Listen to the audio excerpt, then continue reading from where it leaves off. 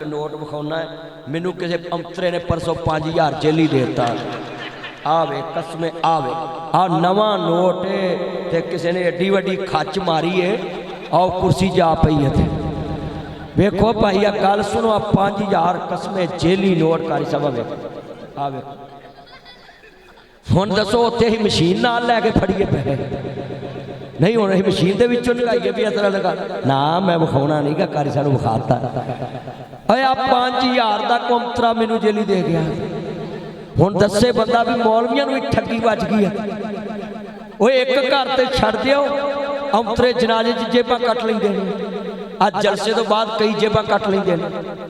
आ 5000 हाय कोकला छपा की जुमेरात आई है जेली नोट हथों मौलवी दी शामत आई है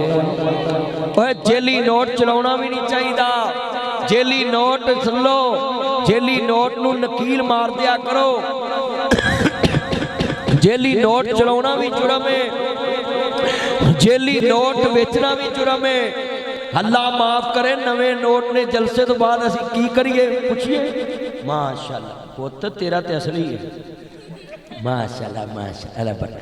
ये 5000 रुपया ना मैनू कल का बड़ा दुखदा पिया है वो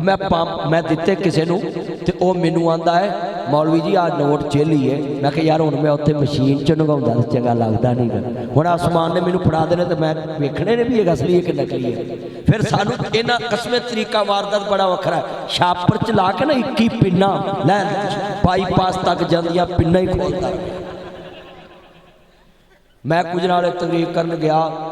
उन्होंने 21 पिन्ना लाइया ते तया लाइया छापरा भाई सईद 21 ताड़ा की नाम सी भाई नवीद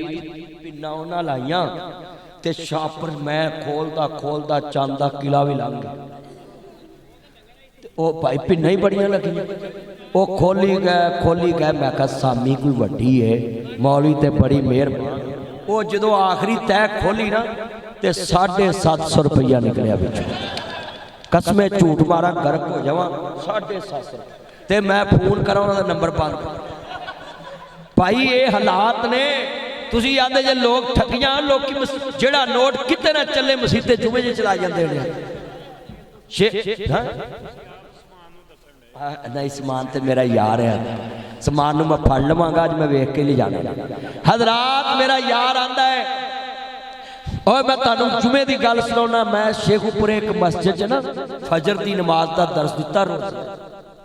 ते कारी साहब ने मैंने कहा भी नमाजी बड़े हो गए सफा कट्ठियां कर ते मैं सफा कट्ठियां करती मैं कहा चलो भी नमाजियां लिए सफा कट्ठियां करो अब्बल तो मैं आख्या 2 दिन औखे सौखे कर लो यो वाधू हो जानियां रहन दो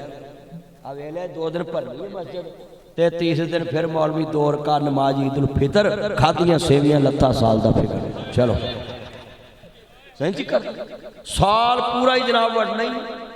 मौलवी बेचारा टाइम ना लाउंदा है वो आन के बूहा खोलता है वही बाग पढ़ता है 2 सफा बाबियां दियां होंदियां नमाज पढ़ के बाबे मौलवी नाल लड़ी जांदे ने मौलवी बाबियां लड़ी जांदा हर बाबा मौलवी लगा होंदा मौलवी मैं एक बंदे नूं कहा भी बाबा तेरी मौलवी नाल हिट खड़े क्यों लगदा तो जो करे पुत्रो गल सुनने वाली इत्थे भी बाबे अल्लाह करे ठीक हो जाने गल सुन के आंदा है मौलवी उत्ते बुढ़ी कोल बैठा रहिंदा ते मैं वो तेरी मर गई है ते ओदी भी मर जे हुण